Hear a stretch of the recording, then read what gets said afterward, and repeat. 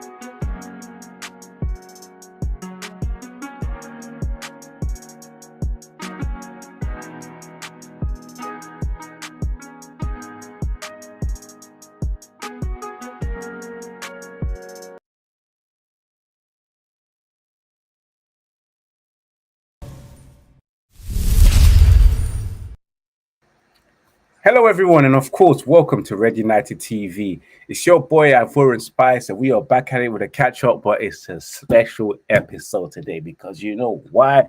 Yeah, I'm smiling. Yeah, I know we lost yesterday. I should be fuming and angry, but today has been delightful because the news we've been waiting for since yesterday, and we were saying to ourselves, this cannot run any longer. I've had enough of this. Has happened. Erik Ten Hag has been sacked by Ineos early on today, this morning. He has left. He's gone back to Holland, which we'll be discussing. Of course, Ruben Amorim has been linked, but Ruud van Nistelrooy is currently the interim manager as we speak. We've got the Mandem here as well to discuss yesterday's game, atrocious game, and of course, to discuss Erik Ten Hag being sacked and who could be the next Manchester United manager. Ruben Amorim is in talk. Hopefully it is him.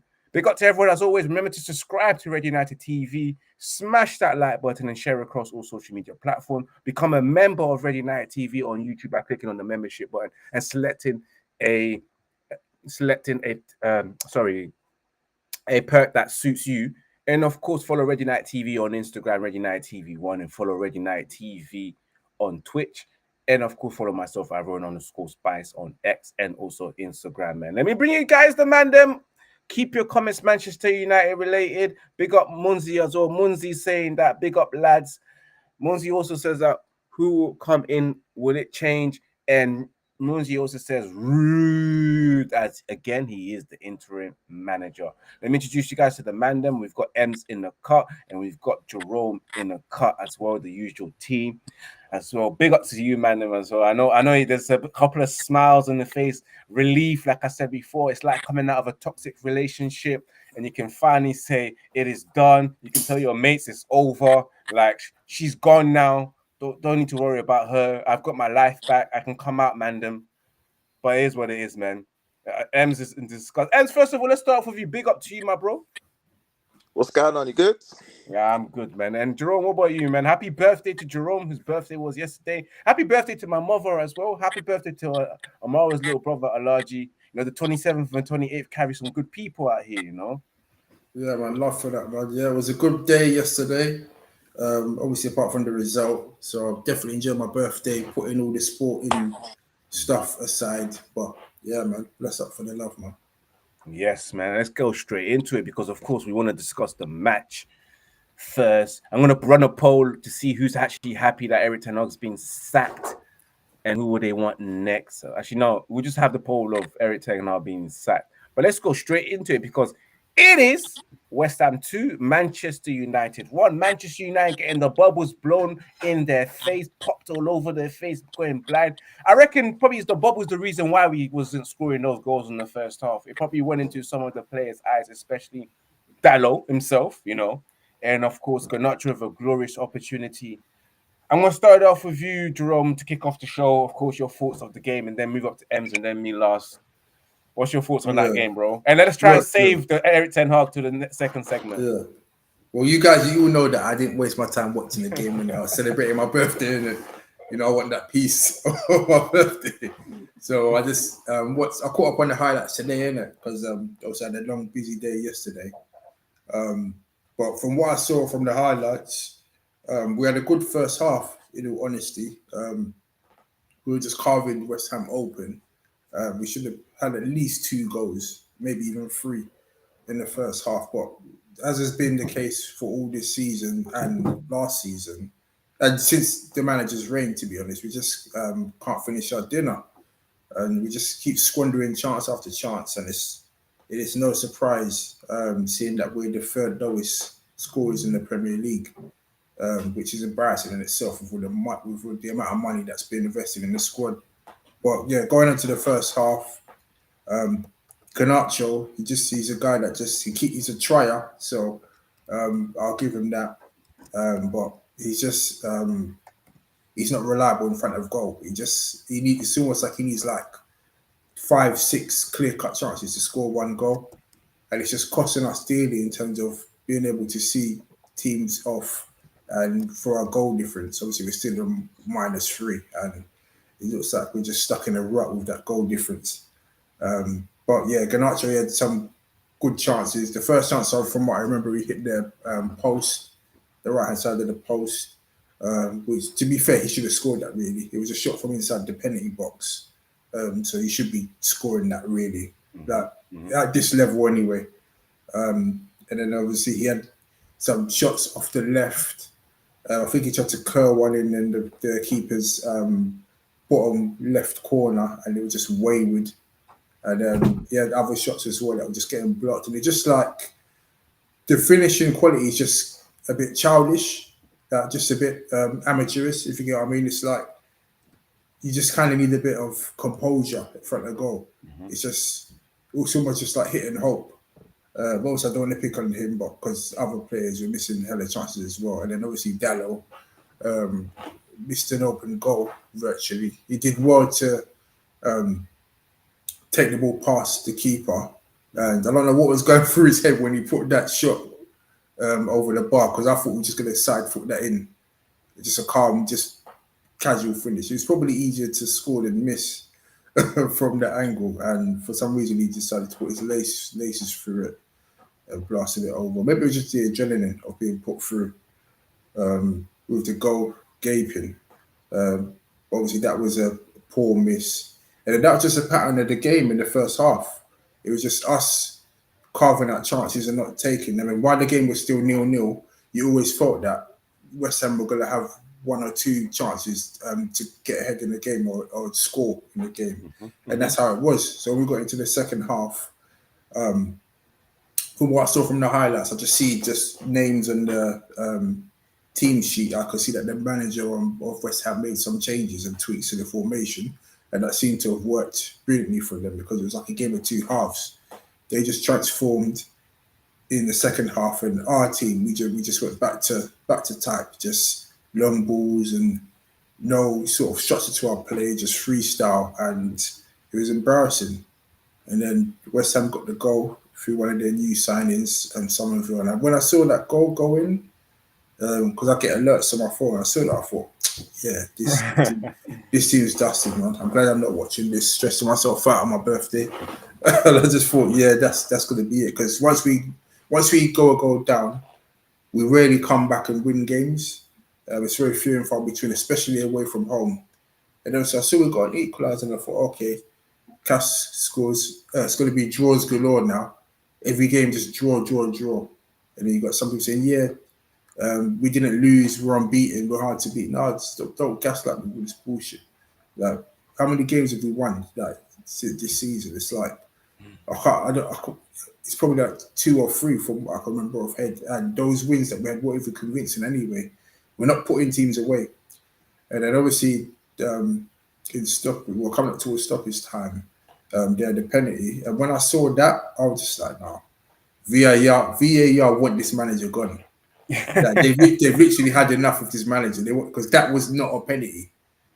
In a million years, that is not a penalty. I looked at that like 5 times. Just like, the referee was actually told to check it on VAR. He said it wasn't a penalty, and VAR sent him to go and have a look at it. And he looked at it for so long, and I was just like, he knows, the referee himself knows it's not a penalty for the fact that he had to look at it for so long. But it's the fact that someone from above told him to go and look at the monitor. It's almost like he has to go with what VAR have told him. Because it's like, if he says it's not a penalty, that means he's kind of going against what VAR have told him. Because it's almost like it's an unsaid rule. It's like when they tell you to go and check the screen, it's almost like they're telling you that you need to go ahead and give the penalty. And I think the referee probably thought that he was pressured into his own decision, which, like, you Michael Oliver was if you wanted to know which referee was in the ear, Michael Oliver. I hope he gets suspended or demoted, because that decision was just diabolical. That's the way to put it. But obviously, I'm not going to blame VAR for us losing, because we didn't finish off our chances in the first half. But that ultimately sealed the manager's fate. And 4 defeats in 9, and we've only just got a quarter of the season to go. We haven't even played a lot of the big teams yet. So, yeah, it was just curtains from there, and it was just only a matter of if, and it was only a matter of when and not if the changes was going to be made. But it was disappointing to see that we lost, considering the amount of chances that we created in the game. But that's just been a pattern of our season so far. Yes, and it's been a pattern of our season, losing games. 1 game won in 8 games. Of course, Ems, you watched that match. Manchester United getting their bubbles all up in their face. Somerville giving the summer feeling and vibes to West Ham while we're in winter, collecting the winter vibes. A dreadful performance. An interesting first half where Manchester United played well, but just second half just went back to revert to typical Manchester United. Man, what's your thoughts on that game against West Ham? I think Jerome pretty much summed the whole thing up. But, I mean, I didn't watch the first half live because I was at work and I was heading home. But I saw the highlights. I feel like in this game, I think there was nothing more saying I could have done. Like, you know, it was down to the players. They didn't finish the opportunities they had, you know what I mean? And I feel like, you know, at this level, if you don't take your chances, you only get punished on the other end. And Man United seem that team to me. If they don't take their chance, I feel like the other team's going to go the other end and score. And then that's exactly what happened. It's mad. I think sometimes Man United can be Jekyll and Hyde. And then when they concede, it's like, I don't know, it's like it's a crisis. Like they don't have the mentality to come back and win. It's like they accept losing. And it's a disgrace, man. And I feel... For me, the penny, bro. The penny, bro. Bro, like, let me tell you, can I tell you from my point of view, the penny, bro. Bro, I'm chilling, yeah. I'm seeing, it's coming together, it's nothing, blah, blah. Then they're showing the replay, I thought, yeah, this is nothing. Then I hear something about, VAR having intense check. And I'm like, really, over what? And then I'm just starting to hear the whistle. And I was like, what? And then man look at the screen for 3 minutes, bro. That tells you 3 minutes. That tells you that was never a penalty. Yeah? And I feel like the Premier League tried to back them and say there was significant contact with the leg. But it's the coming together. Everyone can see that. It's not a penalty in a million years. But we can't use that as a camouflage. And say that's the reason, bro. At the end of the day, we had enough chances, we just scored. So I think this team's just childish, man. I don't think most of these men ain't good enough to play for Man United. That's the reality of it, man. I mean, we're 14th in the league. 14th. 8 goals scored. -3 goal difference, right? Yeah. But then it's mad because we're in the middle. We're like 7 points from flipping the bottom 3 or third bottom, and then 7 points from 4th. So make out you 12 want. off the top. So it's a bit of a mad one. 7 points from 4th, you say? Yeah, I think it's 7 points from 4th. Yeah. Wow. So there is a lot to rectify. If we could actually technically, and it's a great. I think if we go on a run, we get win. Well, I can't remember the last time we done back-to-back wins. I won't put too much, but if we can go on a run, we can get 4th. I believe we've got. Even though I don't rate these players, but I think these players we're better than most. We're actually better than most teams, but we just haven't shown it. Mm-hmm. Yeah, it's the manager, to be honest. But also, yeah, we're going to get into that. We definitely will. I think we lost signal. Let's just reel it up to Monsi's comments. Daloni's dropping, but we have no one else to play there. Monzi also says that this is just like when Oli was sacked. Let's hope the next manager can change the cycle we have in the managers. And if we had won, we would have been 1 point off of Spurs. And Monty says, think we had more chances of me going for a run than Manchester United, which is true. There's more chances of that, man. Sorry about that. Yeah, Ems, we lost you for a sec there. Yeah, what was I saying? I can't remember now. But yeah, these players, bruv, they can't be trusted, man. And I feel like, bruv, you know what? Anyway, we'll talk about the other subject in a minute. We'll talk about that. But anyways, yeah. But all in all, I think we were the better team. But we didn't take. In football, we don't take a chance, we don't score. So, absolutely, if we don't take our chances, we don't score, and that's what happened in the first half. You know what I said before? When Manchester United, they just don't surprise you. It's their performances day and night. Like, excellent. Let me get my charger ready. The way my phone was just about to die, guys. Sorry about the lighting. I mean, the way my laptop was just about to cut. But yes, as I was saying, guys, Manchester United can give you 2 different performances, and it's not surprising. How is it possible that Manchester United themselves can have all those chances, and we know we're not capable of creating chances like that, yeah, and converting them, and just not able to score at all? And I just thought to myself, yeah, we're gonna concede here. We will lose because we're not taking the opportunity, and this will bite us up the arse. And it did. It eventually did. You know, what a good first half. Everything looked crisp. That's why I asked Jerome, please watch the extended highlights. Don't watch no 5 minutes. I want you to see a good amount of minutes of the first half to see how good Manchester United were and how terrible they were in the second half. Manchester United, you've got players like Diogo Dalot who had a fabulous opportunity in the first half. Everything was going well for us, but didn't take that opportunity. Alejandro Garnacho with 2-3 chances in the first half as well. And again, it just shows the immaturity of his finishing and of his game, and it still needs to be worked on. And it just tells me we cannot rely on Gitz to do the grown man job. You look at Marcus Rashford as well. A terrible game throughout the whole 60 minutes, because I believe he came off very early. Yeah, and look at Bruno Fernandes. Guys, I don't say this much often. Bruno Fernandes had an excellent 45 minutes. And in the next 45 minutes, went back to just trying to be the hero, Hoofball FC, play ADHD football, autistic football that he likes to do. It's just crazy, bro. No, but it's true. That's how he plays football. It's autistic and ADHD. Sorry for anyone that has ADHD and autistic or who are autistic, but Bruno plays that type of football where it's just erratic. You know, it's just crazy. It's just mad. Like the opportunities that he had, especially in the final minutes, he decided to take a wild shot. Did he have a header as well? I didn't see that. Apparently, he had a header from like 10 yards out. He can't head the ball, can he? No. He's only scored a header once. Yeah, he's not. He can't head the ball, basically. Who did that again? That was against Everton, wasn't it? Was it Everton? I think so. I think it was Everton. I can't remember, but I remember him scoring a very good, delicious header. We lost the game before in the Champions League, and then we went to Everton away from home. Yeah, Oli was bitching about you play Wednesday and we early kick off on a Saturday. Yeah, 12:30. You see how we remember these kind of defeats and everything. This is what they're doing to us. All we remember is loss and small victories. But yeah, back to the game. I just thought Manchester United, typical United, man, not taking their chances in the first half, and then in the second half getting destroyed and panned. You know, and it was at a point where when we conceded the first goal, Somerville scoring that goal, poor defending by Manchester United to allow that to happen. I feel sorry for Onana. But when we equalized, I felt like the team can actually go on to continue to, if because obviously Jerome, you wasn't watching it live at that moment there. If you was watching like me and Ems was, you would have felt that okay, we look like we could come back.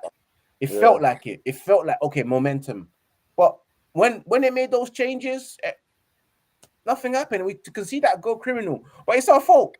You can blame the referee as much as we like. We can blame VAR. We can blame the referee for the delay, the blood on his head and got told to come off, and then we conceded the goal. That's down to the inept incompetence of our physios. A medic team. Yesterday was down to the incompetencies of our players not being able to finish. I can't just entirely blame the manager, but it's also his fault for not rectifying the situation when West Ham made those 3 changes, when Somerville came on, Todibo came on, and Suchek came on, it affected the game. Yeah, we didn't see the same West Ham that we saw in the first 45 minutes. That's where I can go to the manager and say, this is where I can blame you on. Your in-game management sucks, bro. You got 2 managers on the side of you, and you still can't get things right. Yeah, and I mean 2 managers, Rene Hack and Ruud van Nistelrooy, they're managers on their own by themselves. They were managers before they came to become assistant managers for Erik Ten Hag. And with them too, you still can't get things right. And it just tells me maybe he's the type of person that doesn't take on other people's faults. He probably ignores Ruud van Nistelrooy when Ruud van Nistelrooy is saying, "Now this is how we should be playing." You know, like I can see there's a problem here. To make the changes, and he's not. Who the hell takes off Marcus Rashford 60 minutes? Keep on Garnacho's playing shit. The changes were just not right. Xerxes just not doing it for us. Højlund just not doing it for Bruno Fernandes. Should have came off in the second half. You know, Ericsson playing in the number 10 position. Stuff like Mazraoui playing number 10. That just tells me this guy just wants to get sacked. That's when I said, he needs to. Yeah, he just wants to get sacked. He wants that pay. He wants the payout. You know, he just asking for it. A good payday. But again, I have to say, it all goes down to the manager. The performance was poor. So many players let us down. And again, another defeat, and we're 14th, bro. We are 14th. And then I'm not even going to talk anymore. Let's go straight into it because, of course, the highlight of the show is Erik Ten Hag has been sacked, bro. He's gone. Packed his bag. He left with the same outfit that he wore yesterday, this morning, leaving. That tells me that this guy sucks, bro. He didn't sleep, bro. He was told last night. He was told last night he was sacked. Yeah, you're sacked. Yeah, I definitely think so, yeah. Last night, what's his name? Our guy, Omar Barada, text message or email. don't pack your bags tomorrow morning. Then when they pack your bags and bring the ID card, you're not allowed in the building no more. They even come for the meeting on Monday. Then one's there. But yes, man, then let me read you the whole transcript this morning before we go straight to your thoughts. Because, of course, so many things has happened. Because, of course, we can talk about how this is the same Ineos that gave that spoke to different managers prior to keeping Erik Ten Hag, and then for them to end up sacking him after giving him 1-year extension 3 or 4 months down the line, just shows me like Ineos, everything go right. Like you've made mistakes. I just want to get the start of the story. I will give you guys a rundown of what happened at the start of the day. You know, that was a bit. I was working, enjoying myself. You know. And then I get told by one of my work colleagues that Erik Ten Hag has been sacked. I check my phone. I see Fabrizio's post. Oh, praise the Lord. Hallelujah. Our answers have been answered. So let me go straight to it. It's been 9 hours since. So the first started off with Manchester United releasing their statement, saying that. Let's go straight into it.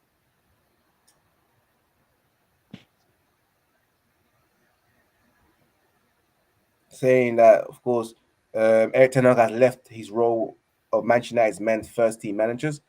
Erik was appointed in April 2022 and led the club to 2 domestic trophies, winning the Carabao Cup in 2023 and the FA Cup in 2024. We are grateful to Erik for everything he has done during his time with us and wish him well for the future.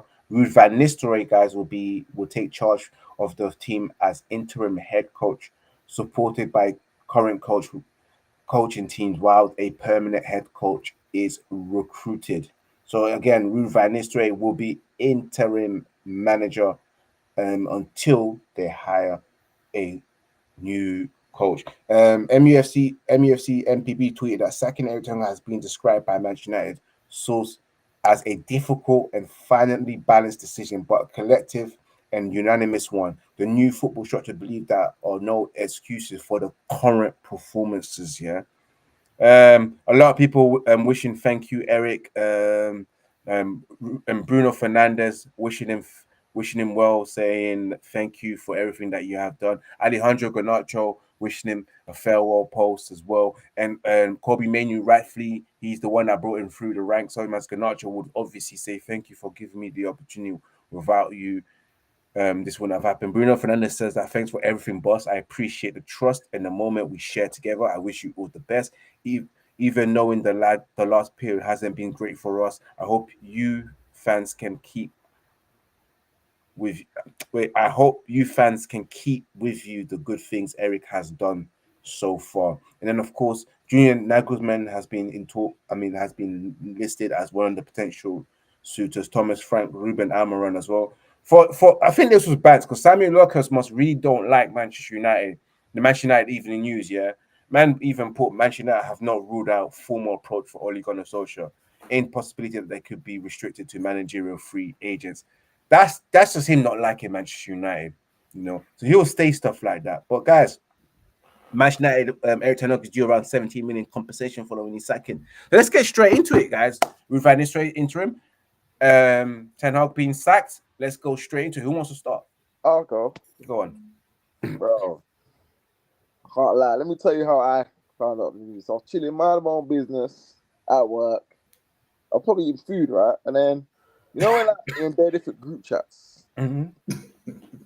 And then, and then you see who's, I think it was Fabrizio. People sending the Fabrizio thing. And then the all-seeing thing. And then, whatever, boom, explosion. And then 5 minutes Sky put it there, boom. I was like, oh, shit. So it was just it was a talk of the day. You know you got them friends, yeah? Mm-hmm. Bro, even people ain't spoken for a minute. Want to be better suggestions, yo, he's been sacked. You know, like that. You're like, raw. I don't have so much messages about one thing, bro. You get me? But I think with Ten Hag, I think as the old saying, he was just kicking the can down the road, bro. It was a matter of when, not if, because I feel like the FA Cup kind of papered over the cracks. Because we all expect I wanted to try. Oh my god! Hello. I think you froze, bro. Yes. Hello. Yeah, you're coming back. Hello? You're coming back. You're coming back. You're coming. We can hear you. So yeah, hello, boss. We can hear you, boss. Okay, so what was I saying? I just feel like I wanted to give him one more season, see how we go at the start. Yeah. Mm-hmm. And then yeah, man, I thought we should have sacked him the first international break because we was on was it 3 points in 5 games or something like that. So I feel like we were given enough time. And to be fair, yeah, we've backed these managers. We live and die by these signings. These signings, I'll say 95.6% of them are his signings. I don't care. And now, I think Man United have to learn never, ever, ever give a manager full control because when you sack them, you got all these scrubs, bro. And what can you do with them? You know what I'm saying? So, for me, I think it's the right decision. I feel like we gave him enough time and nothing was working. The football was drab.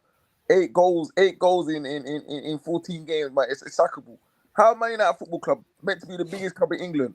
If not the biggest club in world football, and we're 14th, bro. Playing second-tier European competition, bro. It's shocking, bro. So yeah, let's go.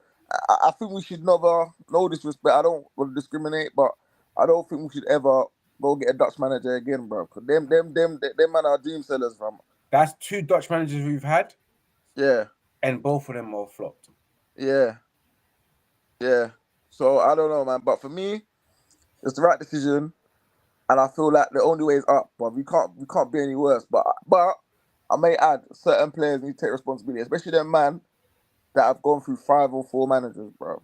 I think some of them man, not gonna mention names, don't want to upset people. Certain man need to consider their futures come the summer because they only want certain man that try to post and take away the comments because you know you're gonna get cooked, bro. Yeah. Yeah, the wheelie bin, bruv. I don't care, fam. Because man fit for the Euros, crossing, balling, fit 90 minutes, start of the season. Man disappeared, bruv. Bruv. What are we gonna see? What come 2 weeks time? He's fit, yeah. Hey.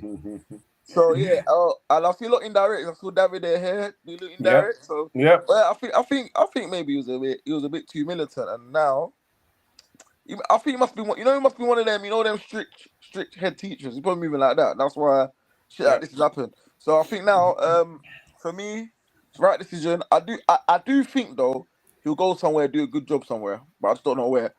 But but for Man United, I don't think Man United's a monster of a football club. I don't think he grasped and understood that. Do you know what I mean? Because obviously it's a stressful job, bruv. Because anything Man United do, we're back pages, bruv. So yeah, but I wish him all the best. But yeah, onwards and upwards. Are we talking about who I want to replace or what? Not yet. We'll move on to Ruben Amorim and who else. Okay, all right. But yeah, that's what I want to say. Yeah, it was time for him to go. Just want to add one thing before Joe and you go. Erik Ten Hag was summoned to a meeting at Carrington with Omar Barada and Dan Ashraf this morning when he was informed that it was over. The meeting has been described as respectful and dignified. Ten Hag conduct an off the field, remain decent to the end. Yeah, so apparently the sacking was respectful, Ruvan Isra has been reported that he won't do a press conference before the Leicester, but he's expected to speak afterwards. So this is interesting. But yes, Jerome, man, 1 win in 8 games, sackable offense. Last game, he ended up losing against West Ham, man. What's your thoughts on this sacking, bro? Yeah, my thoughts were, at first, I thought that, you know what, they'll probably just wait until the Chelsea game. And if he'd lost against Chelsea, then yeah, they probably would have sacked him. But then I think they probably just thought enough is enough. They should have sacked him in the October international break. During that period, a guy that they were heavily linked with, Tuchel, went and got the England job. So I think they're probably thinking, us delaying the inevitable, we're potentially missing out on potential targets of better managers to come manage our club. And I thought that was probably what accelerated ETH's departure, because what's the point of keeping him there and then all of a sudden, for example's sake, we keep him to the end of the season or until Christmas, and then before you know it, another manager, Amorim, he's made an agreement to manage Man City after Pep leaves, or Nagelsmann goes to another club after his participation with the German national team and stuff like that. And just thinking, what is the point of delaying the inevitable? So I think they just saw that game and thought, you know what, enough's enough. This is just ridiculous now. 14th place, -3 goal difference. A tough game against Chelsea, who under ETH would have beaten us. It would have definitely been in a relegation scratch. So they just thought, pull the plug and just start again and start fresh. And I'm glad that they didn't sack the actual coaches in Van Nistelrooy and I forgot the other guy that they just brought in the summer. Because for me, they're not part of this. I just think that the manager doesn't even listen to them, just does what he wants. You saw Van Nistelrooy having an argument with him on the bench against Villa away, just thinking, this manager doesn't know what he's doing, like literally. But how I found out about the news is this morning, one of my guys from Jamaica, believe it or not, sent me a link on WhatsApp and said, "Is this true?" You was just in your work, innit? Work mode. You didn't even notice. Yeah, and he's like, "Oh, man, is this true?" And I was like, well, "I don't know. Let me check the manual blueprint." So I forwarded it to the group, and I see you man already posted that. You just got it ready. I was like, "Right, boy." Fabrizio and Ornstein and them man there, they were on the ball, like literally. I don't know where they got their info from, but they announced it before Sky Sports News. So they got the exclusives there. When I saw that, I thought it's like a huge weight lifted off my shoulders, because obviously we're very connected to Man United. So when that happens, it was almost like a huge sigh of relief. That was, for me, that was like my late birthday present. Yeah, happy birthday, bro. Yeah, man. Bro. Yeah, man. Literally, that was my late birthday present, because this shit could not go on, fam. Like, literally, just... Even if we would beat Chelsea, you knew that another defeat was just around the corner.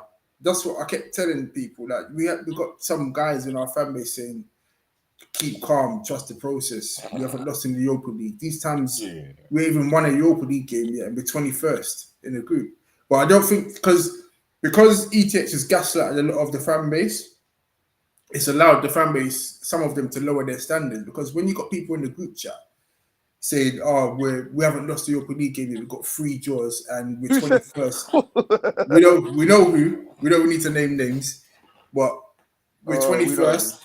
The guy said we're 21st and we can still qualify to the next round, but you have to play an extra game. Whereas a top 8 in the Europa League will just go straight through to the last 16. But a big club like Man United, why do we need to play an extra 2 games for?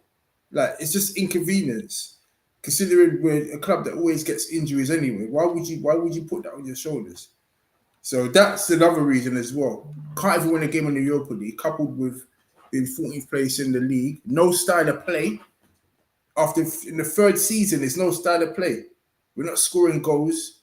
We're still leaking goals. Despite the amount of money that we spent. We spent bare money on the defense. We brought in De Ligt, Masraoui, Euro. That's this summer alone. And we're still leaking goals. Obviously, Euro hasn't played yet. He's still injured. But the point was, huge investment was made to shore up the defense. But we're still leaking goals. And the players that he's brought in up front are not delivering. And one of the failures of his reign is that he had his favourites. I know a lot of managers have their favourites, but there becomes a time where if your players are not performing, you need to take them out of the firing line, give them a break and make some changes, and give our players that haven't had the opportunity to see what they can do and see if they can improve the team. And throughout his reign, he hasn't done that. He kept continuing and persevering with Bruno and Rashford. And they're one of the main contributors to his downfall. You're relying on players that ain't performing. And if you keep playing underperforming players, then they're going to think that it doesn't matter how I play, I know that I'm always going to be playing. So I don't need to really up my performance levels because I ain't got no competition, essentially. So we need to stop that. We need to change the culture of the club and keep everyone on their toes. Because even Jose Mourinho, even though it was a failed reign in the end, he never had no hesitation in dropping players that weren't performing. Like we saw that with Pogba, we saw that with other players, Rashford, Martial, Luke Shaw, big names that are still here now, injured and not doing nothing. So Mourinho was right. That was one of his takeaways. But going back to what you said about the Dutch managers, I do agree to a certain extent about not bringing in the Dutch manager. But I think if we kept Louis van Gaal, we would have been onto something. He's the only manager that we've had post Fergie that had a philosophy. We saw it on the pitch as well. We saw the philosophy. We saw the style of play. All that we had that was wrong is scoring goals. So if he was given another year to rectify that, we could have been onto something. We could have been playing the possession-based football that a lot of the fan base is crying out for. So they sacked him too soon. He was 5th place. He only missed out on the top 4 on goal difference, and he won the FA Cup, and they sacked him in the changing room on the same day. But with this manager now, 8th place, our lowest league position since 1990, before the Premier League even began, and won the FA Cup on a one-off game when the previous game before we could have easily lost to Coventry if it wasn't for a toe. And then obviously Ineos reacted to fans writing letters to save the manager, even though we could see visibly that they didn't want this manager. They were talking to other managers. Exactly. There was reports that the manager was going to get sacked before the FA Cup final, and then they did a big U-turn. So all in all, what they've done is delayed the inevitable, wasted £200 million in signing more players for ETH, and they have to give them a £70 million payout. And now we've got a reset again midway through the season. So Ineos have taken a massive L in the early start to their reign. So exactly, they need to get this. They need to get this next appointment right, because right now we are on our knees. No Diddy, but we are on our knees, fam. This is desperate times, fam. Literally, desperate times, man. So I could see them. I could see they're talking to managers now. You know what? Actually, one thing I forgot to mention: the manager was trying to self-sabotage the thing, from. Yeah, of course he was, bro. Self-sabotage thing. You know why I know? Because he knows that Ineos have been talking to other managers these last couple of months. So he's thinking, you lot are probably going to sack me anytime soon anyway. So let me just mash up this thing, fam. Yeah, that's what man. I think. The number 10, Yeah. what's it called in the number 10 position? When you had Ericsson, you got Ahmed who can play that position. You could have had Casemiro Garte in midfield, with Ericsson right above. That tells me he tried to sabotage it. They got Kira with the funniest message. My girl couldn't make me feel the pleasure I felt when I heard he got sacked. You see, not even his girl can make him feel that good. The pleasure he felt was when he heard the news. You see, I'm telling you guys, that's how toxic Erik Ten Hag was. That's how toxic the situation is. You know, I'm happy and relieved because, of course, it was always time for him to go. You guys know, last year, September 30th or 31st, before midnight hit, I said, guys, Erik Ten Hag out. I don't think he's the guy that can fix this. Like, I was done. I just continued to be there, hoping that things will change. You know, felt a bit sorry for him when he won the FA Cup and thought, no, we can't really do that to him. And then I was like, oh, I'll burn that, man. Sack him, bro. Because at the end of the day, we're just going to be in the same situation. And look at us. You should look at the start of the season. We had a bad start. This is no longer, oh, yeah, we don't have our players, injuries. No, we have our players, bro. You got the players that you signed too, bro. Like, everyone is available. Everyone is there. There's no excuses. We're still not seeing the football that we're meant to be seeing from the start of this season. It's been poor. Players inconsistent. We're not scoring goals. Like, it's crazy. And it just tells me 1 win in 8 games and we are 14th. As he keeps saying, we're 14th, bro. Page 2 for a very long time. That's relegation from page 2 in Europe. And I said it before, not even an iPhone Pro Plus can allow us to see Manchester United on the Premier League table. We still have to flip to the second page, bro, to see Manchester United on that big screen. Not even your iPad will show us on the table, bro. That's how peak it is, man. It's so peak. Like, I've never seen Manchester United in this dire form. Big up as well, Tom Wright that says Amorim and Buzzins. City wanted him to take over after Pep. There's come some news. We'll talk about the potential new manager in a bit, man. Big up everyone. Smash that like button, share across all social media platforms, and subscribe to Red United TV because it is sensational news. You see, he's sneezing out the last remains of Erik Ten Hag. That's it right there. If you guys been sick for 2 weeks, that was the Erik Ten Hag flu. Yeah. I had that flu for a very long time. Smash that like button, guys. Subscribe to Red United TV. Follow Red United TV across all social media platforms because this is just delightful news. I'm just going through some more news as well.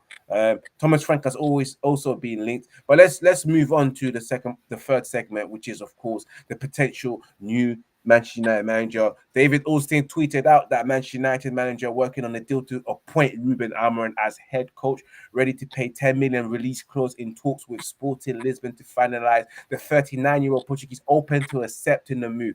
Ruben Amorim as well is also a manager, guys, that's been linked to Manchester City. Manchester City are looking to get him to replace Guardiola if Guardiola decides to leave, depending on Manchester City's court case, which is pending, 116 charges. Was it 15 charges? We'll see what happens. And Xavi has been linked as well. And Thomas Frank also has been spoken to. Julian Nagelsmann, and I'm sure there's going to be plenty of other managers. You saw Samuel Locker's trying to bring out this whole Oli situation.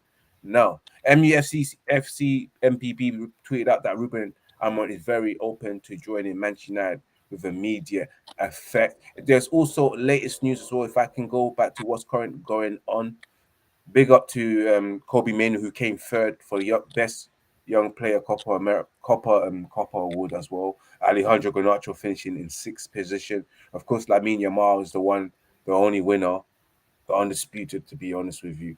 And yes, as I was saying, yeah. So, guys, thoughts on Ruben Amorim and any other suggestion of a potential Manchester United manager you would like as well? Anyone can start. Yeah, with Amorim, I already said it from day. He's definitely the profile of coach that we should be looking at. A young, modern coach that would actually coach a philosophy. And he has an attractive, modern, progressive front foot style of play. And that's what we should be looking at. That's what we thought that we were getting ETH in for, but it turned out to be a fraud in the end. Error comes. Jerome, I want you to say something. Errors come to an end. Yeah. It definitely has. Yeah, definitely has the nail in the coffin on that one.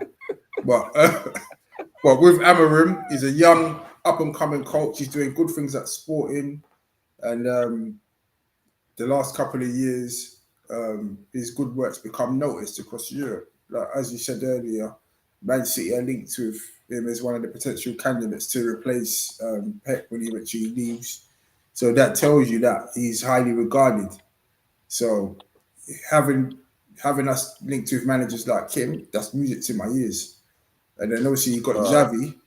I wouldn't mind Xavi either because I know that Xavi would bring that philosophy that's instilled at Barcelona, and he'll try and implement that at Man United, and that means getting rid of trash players like Bruno and Rashford that can only play counter-attacking football or hoofball.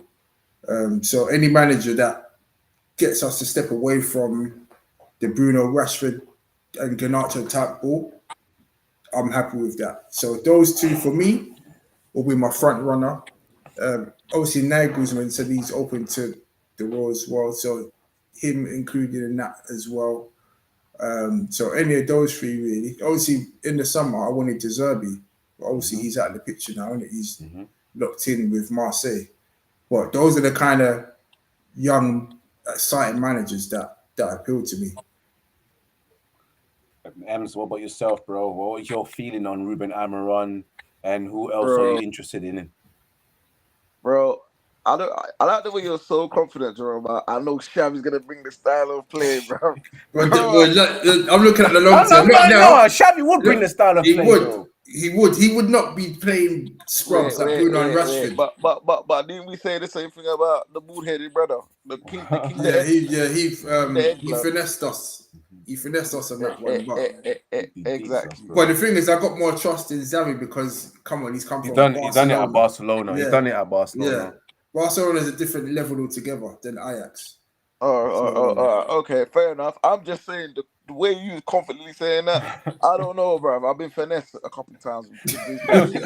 So I just don't want to. The trust is still there now. Yeah. I'm a bit scarred, brother. Yeah. But I think for me, I don't really have.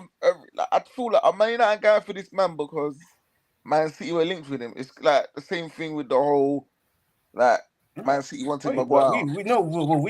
There have been reports because I remember a couple of weeks ago, Manchester United looking at Ruben Amorim as well. This wasn't like long ago that Manchester United were looking at him and other managers. You know that in the last couple of weeks, there have been rumors that Manchester United have been speaking to other managers. Okay, but he's happy to be one of them. But let's be real here, though. Like, bro, they heard that Hugo Viana, sporting directors, got Man City. So obviously they're trying to pounce before Amorim goes to Man City when Pep goes. Bro, I'm sure Omar Beretta knows a lot of Ruben Amorim, bro. I'm not born yesterday, bro. These Man United, bro, we're one of them ones, man. You know the ones you try to steal everyone's girl, bro, before someone tries to get the girl from. That's what we do, fam. We gotta do that, innit? Yeah, bro. And then we got to pay all the odds, bro. Taking these girls Hakkasan when we could take them Nando's, man. So it's the whole team. You know what I mean? But the fact of the matter is, though, I feel like, we've done this a couple times when it comes to Man City, bro. Maguire's one, Fred. I'm sure there's another couple others, but for me, Ronaldo. Yeah, sorry, Ronaldo. Sorry, thanks for mentioning that. Yep. So I just feel like let's see. To be fair, I've hardly watched Sporting play, so I haven't really got an opinion. But he's rated, in it. But the same way Erik Ten Hag was rated when he was playing at the top football at Ajax. So for me, the jury's out. I would been open to Xavi.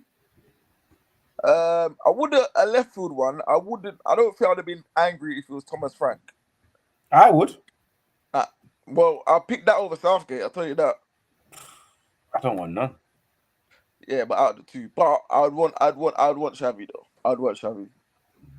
And anyone else that you can think of that have been linked to as well? Like Junior Nagelsmann's been linked.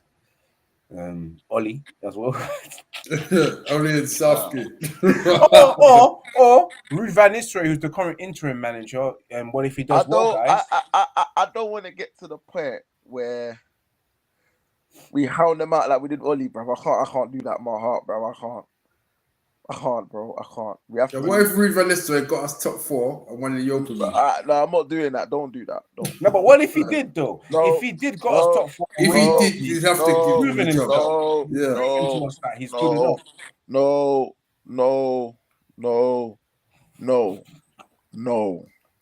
Don't do that. Don't do that. I'll be honest, yeah. No, I don't want no Man United. I don't know links, Man United, none of that. Even Darren Fletcher, he shouldn't even be here, bro. I don't care, bro. Well, he's been impressed. Let's not talk about Darren Fletcher. In my opinion, I think what I would prefer is either a Xavi or like a Ruben Amorim, someone that's young as well, that's up and coming. A Xavi, I would like a Xavi too. A Ruben Amorim. It's not what you told me off air though. What did you tell me? Yeah, but no. My ideal. What did you want? Huh? So those who are watching, guys, make sure you smash that like button as we come towards the end of the show. My ideal manager, my dream manager is Zinedine Zidane. But we all know that's never gonna happen. Are you gonna be the translator? Yeah, but he'll have to learn English, innit? I'm sure he started to learn English. But you know, he'll be the ideal. The guy will bring the players. The players will never say no to Zinedine Zidane. What? Because he got the Champions League for Real Madrid, bro. Them get out. Bro. I'm sorry, but you know it's not easy winning the Champions League for Real Madrid with a dead manager. Only top managers winning Champions League with Real Madrid.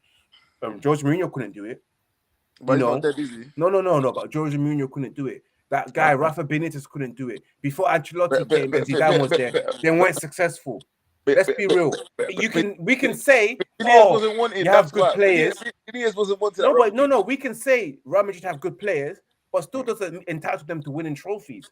And that proved the managers beforehand that couldn't win trophies and got sacked real quickly. Oh, there was a lot of managers. Zidane came in and won them 3 in a row. No one wins 3 in a row, and it's normal. No one wins 3 Champions League in a row with tactical astute, making changes and impacting the game. You know, this is Zidane. Won it as a player, won it as a manager. The fact that Real Madrid took him back to get some more success because they weren't doing well when he left. You know, with the manager that they selected, and then you've got Carlo Ancelotti who's doing the thing. We can say, go on. He's been out of the game for how long now? What's that, for 3 years? Doesn't matter, man. Doesn't matter. He might be rusty, bro. We need some WD-40, bro. To be honest, with Zidane, the fact that he doesn't look like he's got any desire to learn English. No, he don't want to come. He doesn't. Don't like English, managing in England doesn't appeal to him. That's why they even mention his name. It's a waste of time, really. Yeah, that's what I said. I think a brother can only dream. Only dream signings, but I know the reality that he will never come here. It will never happen. When he does come back to management, he'll either be back to Madrid or France. He'll manage Juventus or France, PSG. Or France, or the France. Yeah. I don't see him going PSG. To be fair, maybe you don't know. I feel like he could because he was linked to them before they got their new coach, or Jose Enrique, basically. Yeah, but everyone gets linked everywhere. It doesn't mean nothing. Until it's signed on dotted line, it don't mean nothing. But those are the clubs that can afford them, because you know anyone who gets it done, boy, those wages they got to come correct. And also, look at I said before, it's a draw of attention. Zidane is a lot of players who they grew up on idols. So him at the club, and he can get anyone to come. He can get anyone to come to the club, because who wouldn't want to play for Zinedine Zidane? Zinedine Zidane. Come on. We've lost players. We've lost players because Zidane spoke to them. He's similar to Xavi, because they're legends in the game. They will immediately demand or command that respect from players just by coming in. But you know, even Ruud van Nistelrooy himself commands respect in that dressing room, because it's Ruud van Nistelrooy at Manchester United. They know who he is, what he's done. First, and also, like I said before, I favor Xavi and I say whoever Manchester United want. But the only people that I do not want is Thomas Frank, Gareth Southgate, Ole Gunnar Solskjaer. Those 3 managers are not good enough to manage Manchester United, and Eddie Howe as well. But let's throw him in there because I've been hearing links because he knows Dan Ashworth. You're gonna hear links like that because he knows Dan Ashworth. They worked with him, all that kind of stuff. Dan Ashworth will probably suggest, but listen, this is all on Omar Barada to make that decision. So we'll see what he makes, man. Any final thoughts before we end the show, guys? Me go with you, Jerome. Your final thoughts. Final thoughts is that the right decision was made to sack ETX in the end. It was what should I say? Very late, but yeah, better late than never. Because we haven't even touched November yet, so we're kind of in a position where we can still salvage the season. Exactly. So hopefully we can go on a Europa League run and get as high up the table as we can and go on another cup run. Hopefully we get a new manager bounce with Rude until the next manager comes. But at the moment, it seems like Amorim is the front runner. Reports are coming out like they're looking to pay the release clause. So if that's the case, then and he wants to come, then we might get an announcement within the next couple of days. Mm-hmm. And Adam's final thoughts for you, bro. It had to be done, bro. You know what I mean? It had to be done. But I just want us to challenge, bro. That's what I ask. You know, not even. Is that difficult? But yeah.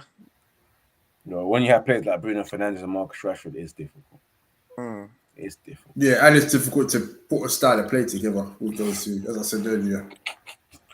It is what it is, man. Big up to everyone that's tuning in right now. We've come to the end of the show. Smash that like button and share across all social media platforms. Subscribe to Ready Night TV and become a member of Ready Night TV by selecting the perk that suits you. Of course, support the boys as well. Follow the boys on their social media profiles. Follow Ready Night TV on Instagram as well. Ready Night TV 1. Till next week, Monday, make sure you guys tune in again.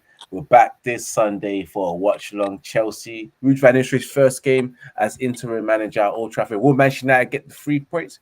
We shall find out. But as always, guys, remember to keep it united because Erik Ten Hag is gone. And most importantly, remember to keep it Ready United. Till next time, peace and love. We'll see you next week. Peace.